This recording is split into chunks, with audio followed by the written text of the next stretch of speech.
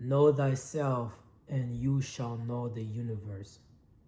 Suffering often begins with attachment to the self, the Buddha. So these ancient traditions and civilizations all had the same idea about the self. The self is the beginning of all suffering, and the ego. So I live in an era where we have so much technology and so much going on. What is the self, right? So I've been studying cognitive science and cybernetics. If you know what cybernetics this is, cybernetics is basically the study of change, right? How a system change and remain the same.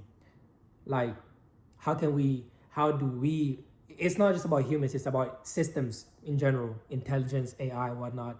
But how do we humans change and yet we still feel the same sense of self, right? You still feel like you're you from the age you were, you were a little kid to now that you've grown up. Obviously, you physically changed and a lot have happened, but you still feel like you're the same system. That's what cybernetic studies. So I've been studying that in cognitive science, and I've been really focused on the self and what the self really is, and neuroscience, and we have blown past that. Neuroscience has shown that the self is not even the brain. People used to say when I grew up that the brain was us, right? Like we are the brain, and the brain like controls the body and whatnot. But but it's actually been proven that the brain is actually a whole separate thing, and the self, what you and I are just a process that the brain goes through to keep itself safe. We are a process of the brain. We are not the brain itself. We are a process. And another way to look at this is people that have multiple personalities, right?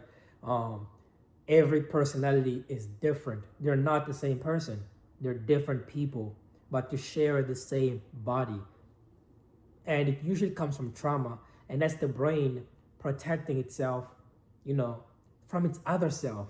And that's the most insane part. Our brain is the most powerful, incredible thing that we possess and that we know of, that exists. It's more powerful than any computer machine we can ever have, and we don't even know that much about it. Like that is how incredible it really is. So I've been really focused on studying cognitive science because I'm trying to design a model, and the self is basically the brain's predicting error. That's what you and I are. The brain makes predictions. That's what it's good at. The brain has one job: to stay alive, right? You and I, we're here just to keep the brain alive. The brain only has one job: to be alive and stay alive and reproduce, right?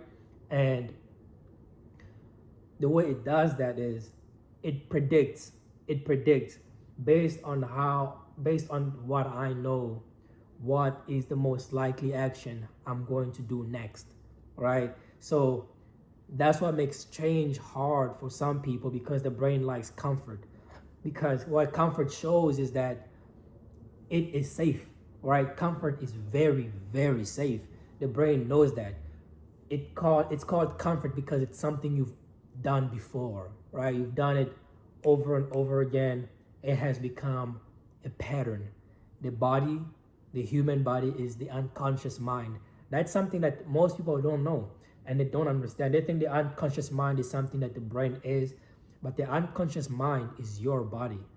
All right, your body is the unconscious mind, and um, we are a prediction to fix the errors so the brain stays safe. So every time you go to a new environment, the brain physically treats that environment as danger. You are on a high alert, right? You're looking at your surroundings, you're curious, your brain is on a very, very, very high alert because it's a new environment. The brain does not know that environment, so its prediction is not going to be accurate. Where is the prediction highly accurate? At your comfort zone. At your comfort zone, the prediction is top tier, it's almost perfect. And that's what the brain wants to stay. It wants to stay in a comfortable zone where Its prediction is perfect because it knows that's where it's safe.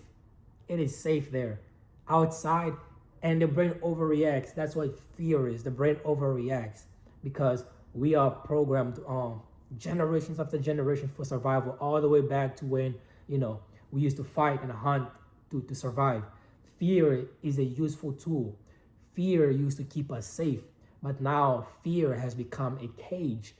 The brain does not realize how far we've evolved, and it still protects itself, and fear has become a cage. So a lot of people are not aware of this, but fear is going to play a role in your life, and you get to decide how much.